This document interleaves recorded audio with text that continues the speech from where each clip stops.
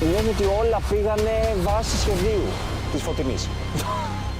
Το καταευχαριστήθηκα, αλλά το περίμενα πώς και πώς. Περίμενα εκείνη την ώρα. Τώρα θα το απολαύσω. Οπωσδήποτε στέκεται εμπόδιο για μένα. Survivor, καλώς ήρθατε στο δεύτερο αγώνα Ηλίας εβδομάδας. Αν δεν μου ζητήσει συγγνώμη για αυτό που είπες πριν για την προσοχή, θα έχουμε πολύ άσχημα ξεμπερδέματα.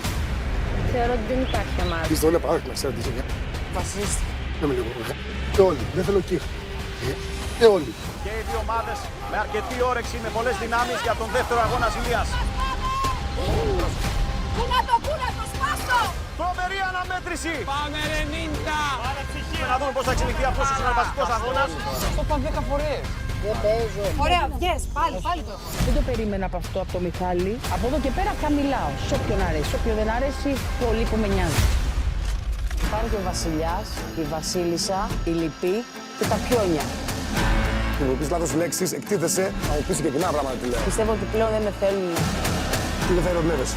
Αν επιθυμείτε να αλλάξει ομάδα. Survivor. Αθηναίοι versus επαρχιώτες. Αύριο